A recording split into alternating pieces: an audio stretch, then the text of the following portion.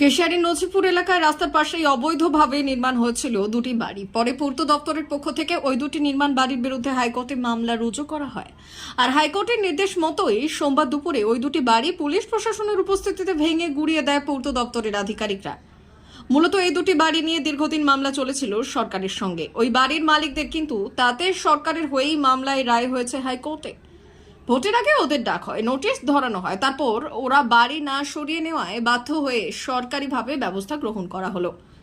যদিও রাস্তার ধারে এই বাড়ি ভাঙা নিয়ে আক্ষেপ রয়েছে বাড়ির মালিকদের। পূর্ত দপ্তরের অ্যাসিস্ট্যান্ট ইঞ্জিনিয়ার দিব্যেন্দু মণ্ডল বললেন, বহুদিন ধরে গভর্নমেন্টের জায়গায় ওরা বাড়ি করে রেখেছিল। এই নিয়ে হাইকোর্টে মামলা চলছিল, সেই মামলার রায়ও হয়েছে। ভোটের আগে দুই পক্ষকে নিয়ে বসা হয়েছিল, ওদের নোটিশও দেওয়া হয়েছিল, ওরা রাজি হয়নি। এরপর 15 দিনের মধ্যে দেওয়া হয় বাড়িগুলি ভেঙে সরিয়ে নেওয়ার জন্য।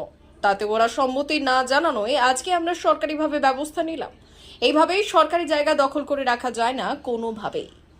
সবাই একটা ভাঙা হবে সেটা আলাদা ব্যাপার, কিন্তু উনি কেস করেছেন আমাদের হ্যাঁ উনি ধরে করে কেস করেছেন।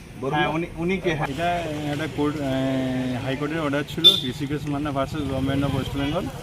রাস্তার ধারে এনফোর্সমেন্টে ছিল হাইওয়ে অথরিটি অ্যাক্ট অনুযায়ী এটাকে হাইকোর্ট থেকে এটাকে রিমুভ করার জন্য সেটা এগোচ্ছিলো। আমি ওর দিকে ডেকে, যারা বাসিন্দা ছিল ওদিকে ডেকে হিয়ারিং করেছিলাম। ওর দিকে 15 দিনের বিএলআর থেকে মাপা হয়েছিল 3 বার।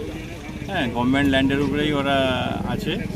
তারপরে হচ্ছে ওদিকে ডেকে হিয়ারিং করেছিলাম। হিয়ারিং করার পর ওদিকে 15 দিনের মধ্যে, যেহেতু ওদের কোনো কাগজ ছিল না, 15 দিনের মধ্যে ওদিকে রিমুভ করতে বলেছিলাম, কিন্তু তারপর ওরা রিমুভ করেনি। তারপরে আমি এসডিওকে জানাই। এসডিও থেকে 2 বার হিয়ারিং করেছিল। হিয়ারিংয়ের পর লাস্টে ভোটের আগে এসডিও সাহেব এটাকে রিমুভ এনক্রোচমেন্টটাকে, ওরা হিয়ারিংয়ে দুজন উপস্থিত হয়নি।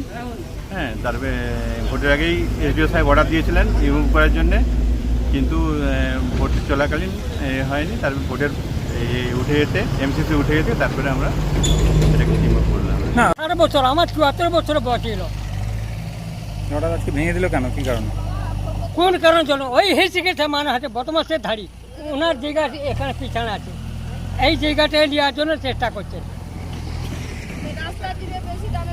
দিয়ে আজকে আপনাদের আমি গরিব লোক, ঢাক বসিয়ে ভাত খাই।